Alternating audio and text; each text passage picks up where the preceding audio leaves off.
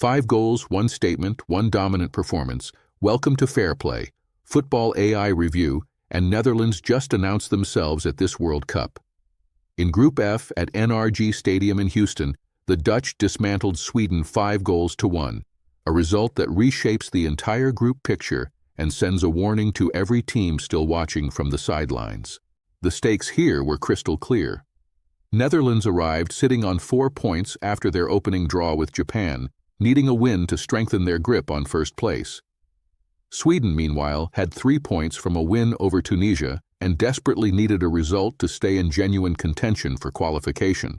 This was not a dead rubber. This was a match that would define both teams' campaigns. The pre-match narrative had Netherlands brimming with confidence, but still carrying questions about their defensive consistency after conceding twice to Japan. Ronald Koeman had kept faith in his best available lineup. For Sweden, Graham Potter faced the challenge of organizing a side that could both absorb Dutch pressure and pose a threat on the counter through Alexander Isak and Victor Gyökeres. Koeman deployed his Netherlands in a classic 4-3-3 built for control and directness in equal measure. Frenkie de Jong anchored the midfield while Ryan Gravenberch and Tijani Reinders operated as dynamic 8 roles on either side. Up front, Cody Gakpo led the left channel with Brian Brobby as the central striker and Daniel Malen on the right, giving the Dutch width, movement, and physical presence all at once. Potter responded with a 3-1-4-2, a shape designed to give Sweden defensive solidity through a back 3 of Gustav Lagerbielke, Isak Hien, and Victor Lindelöf, while the wingbacks were tasked with providing the team's attacking width. Gyökeres and Isak formed a formidable front two, and the tactical plan was clear. Stay compact, absorb, and trust those two to punish any space in behind. The fundamental tactical mismatch, however, was in the wide channels. Denzel Dumfries at right back and Mickey van de Ven at left back enjoyed enormous freedom against Sweden's wingbacks, who were frequently caught too high or too narrow. Every time those Dutch fullbacks overlapped, Sweden's shape was stretched, and the low crosses into Brobby's zone became almost impossible to defend. Netherlands were devastating from the first whistle. They controlled territory immediately, pressing high, winning second balls, and building with real purpose through Frenkie de Jong's metronomic passing range. Sweden never looked comfortable in possession in those opening exchanges, and the Dutch took full advantage. The opening goal arrived in just the 5th minute, a move of clinical simplicity. Brobby played a neat layoff to Reinders, who swept the ball left to Gakpo. Gakpo's low, driven cross into the 6-yard box found Brobby arriving at full pace, and the Ajax striker prodded it home with composure. Sweden had not even settled, and they were already behind. 12 minutes later, the lead was doubled, and the method was almost identical. Dumfries got down the right flank with ease, delivering a low cross that Brobby met with a precise prod to score his second of the afternoon. 2 goals, 2 nearly identical sequences, and Sweden's defensive structure was already exposed as deeply vulnerable to Dutch directness. Sweden had moments where Gyökeres and Isak linked cleverly and threatened to make the Dutch defend, but neither player could get a genuine shot on target in that first period. The best Sweden could manage before the break was a speculative Gyökeres effort from distance that drifted wide, the sporting forward showing his enormous shot volume without yet finding the reward his quality deserved. At halftime, the scoreline was 2-0, but the picture was stark. Netherlands were efficient and controlled, their XG already reflecting genuine quality chances. Sweden had been reactive, unable to impose anything through their front two, and Potter needed to make bold decisions if his side were to have any chance of getting back into the contest. The second half opened, and Netherlands immediately picked up exactly where they left off. Somerville, who had replaced Malen at the interval, provided fresh energy on the right flank and made an immediate impact. Sweden were slow to reorganize and paid the price within 2 minutes of the restart. The third goal, in the 47th minute, was a statement of intent. Somerville's low cross from the right found Gakpo arriving at the back post, and the Liverpool forward converted with a calm, left-footed finish. 3 goals up inside 50 minutes. The contest, in truth, was already over. 7 minutes later, Netherlands made it 4, And this time it was Sweden's own starman who contributed to his team's downfall. Alexander Isak lost possession in a dangerous area, Netherlands broke at pace, Somerville carried the ball forward brilliantly and laid it off for Gakpo to cut inside from the left and fire home with his right foot. 4-0 in the 54th minute, Gakpo with his second of the game. At the start of the second half, Potter had already made his most significant substitution, introducing Anthony Elanga for Alexander Bernhardsson just before the hour mark. The decision gave Sweden more directness on the left, and Elanga's pace immediately stretched the Dutch defense in ways his predecessor could not. The triple change Sweden made at the 56th minute, Bergvall and Zeneli also coming on alongside Elanga, was clearly designed to inject urgency and energy into a system that had been completely outplayed. It gave Sweden more dynamism in transitions, even if it could never realistically chase a 4-goal deficit. Elanga's impact was almost immediate.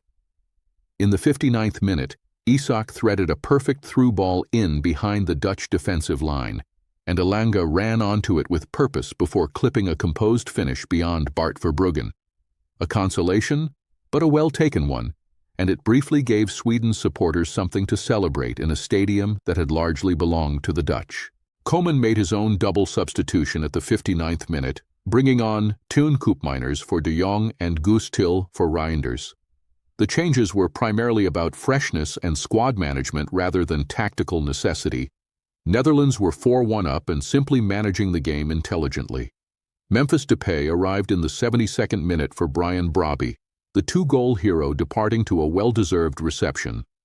Depay's introduction gave Netherlands an experienced head in the final stages, and the veteran forward's movement and link play helped the Dutch maintain their attacking threat without pressing unnecessarily. In the 79th minute, Sweden replaced Yasin Ayari with Taha Ali, a change forced partly by the frustration of the scoreline and partly by Ayari's yellow card received in the 75th minute, which had put him at risk of being dismissed. He joined Gudmundsson, booked in the 53rd minute, and Bergvall, cautioned in the 80th minute for a foul on Gravenberch, as Sweden's substitutes accumulated disciplinary warnings throughout the second half. The decisive moment of this match had actually arrived much earlier. The pair of identical first-half goals that exposed Sweden's back three as fundamentally unable to cope with Dutch width and low crossing. Once that template was established in the 5th and 17th minutes, there was never a realistic path back for Potter's side. In the 89th minute, Somerville applied the finishing touch on a perfect personal evening. Memphis Depay played him in with a clever pass, and Somerville slotted home with his right foot to make it 5-1. A second consecutive World Cup goal for the Leeds United winger, and an emphatic full stop on the performance. The possession statistics told one story, 51% to 49% for the Dutch, but that almost equal split is deeply misleading. Netherlands had 109 attacks to Sweden's 65, and their dangerous attack count of 50 matched Sweden's 49, despite having a far superior conversion rate. The Dutch were more efficient, more clinical, and more purposeful with their ball. In attacking terms, Netherlands generated 2.57 expected goals against Sweden's 1.21 shoe, a significant gap that underscores the quality of chances the Dutch created. Gakpo ended the match with 7 shots, 5 of them on target, and Brobby converted both of his 2 attempts. Sweden had 16 shots in total, with Gyökeres responsible for 10 of them, but only 8 found the target despite that impressive volume, largely because many were speculative efforts from range. Defensively, Netherlands were largely untroubled. Bart Verbruggen was called upon to make 8 saves across the 90 minutes, but many of those came from distance or in the final stages when the Dutch had already won. Sweden's genuine scoring opportunities were limited. Van Dijk and Van Hecke were commanding in central defense, with Van Hecke making 3 important tackles to complement his partner's physical authority. The standout performer on the Dutch side was undoubtedly Cody Gakpo. 2 goals, 1 assist, 7 shots, 5 on target. His movement off the ball created constant problems for Sweden's 3-man defense, and his finishing under pressure was ice cold. The Liverpool forward justified every minute of his selection and showed why he is one of the most dangerous attacking players in this tournament. For Sweden, Viktor Gyökeres was a constant physical nuisance even in a losing performance. 10 shots, a remarkable tally, and a relentless desire to hold the ball up, bring others into play, and test Verbruggen at every opportunity. He eventually got his goal, scoring with composed determination as he pressed to make something happen for his country. In a different game, his performance would have been celebrated. The player who struggled most on this occasion was Daniel Malen. The Dutch winger managed just 46 minutes before being replaced at halftime, contributing very little in terms of creativity or threat down the right channel. With Somerville's immediate impact upon introduction, Koeman's decision to make that change at the break looked entirely correct, and Malen was left reflecting on a performance well below his capabilities. Koeman's tactical management was close to flawless. He identified and exploited Sweden's wing-back vulnerabilities immediately, doubled down on the blueprint once it was working, and rotated sensibly once the game was won. The only marginal question might be whether Malen was always the right starter, but Somerville's 2 goal contributions after coming on make that substitution look inspired rather than critical.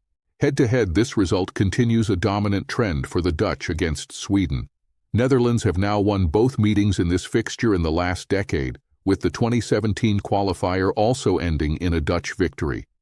The lone draw in September 2016 in Solna remains Sweden's best recent result in this rivalry, and this 5-1 defeat is the heaviest the Swedes have suffered at Dutch hands for many years.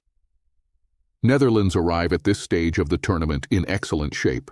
Their form across their last 10 matches reads as 5 wins and 4 draws alongside this victory, with a goal difference that speaks to a genuinely clinical attacking unit. The draw with Japan remains the only blemish on what has otherwise been an impressive qualifying and tournament run under Koeman. Sweden's recent form tells a more complicated story. The 5-1 win over Tunisia before this tournament began was encouraging, but back-to-back losses to Switzerland and defeats to Kosovo in the build-up period raised real concerns about Graham Potter's defensive organization. That structural fragility was ruthlessly exposed today. In Group F, Netherlands now lead on 4 points alongside Japan on goal difference, with Sweden on 3 and Tunisia eliminated in all but name with 0 points. The Dutch need only a point against Tunisia in their final group match to guarantee first place. Sweden must beat Japan, a formidable task given Japan's own strong form in this tournament, to remain in qualification contention. Netherlands travel to face Tunisia in their final group game, and on current evidence that should yield a comfortable result for Koeman's side, Sweden face Japan, a team who drew with the Dutch themselves and have demonstrated real quality throughout this competition. For Sweden, it is win or bust, and Japan will be a formidable obstacle. My prediction is straightforward. Netherlands will qualify from Group F, almost certainly as group winners. Sweden's fate hinges entirely on beating Japan, and given Japan's defensive discipline and the fatigue Sweden's players will carry after today's physical and psychological battering, the margin for error is razor thin. Sweden can qualify, but they will need a significantly improved performance, and Japan will make that enormously difficult. Netherlands 5, Sweden 1, a statement result, a commanding performance, and a team that now looks every inch like a genuine World Cup contender. Koeman's side combined tactical discipline with attacking brilliance, and Gakpo and Brobby serve notice to the rest of the tournament that the Dutch are here to go deep. That is your full analysis here on FairPlay, and we will be right back next time with more Group F action as both these sides play their decisive final fixtures. Keep watching. This tournament is only getting started. That's the FairPlay verdict on this one. If you want more analysis like this, follow us. Find us on YouTube, Instagram, and TikTok at FairPlayAI, and follow Anthony personally on X at Anthony Fairplay. See you next match.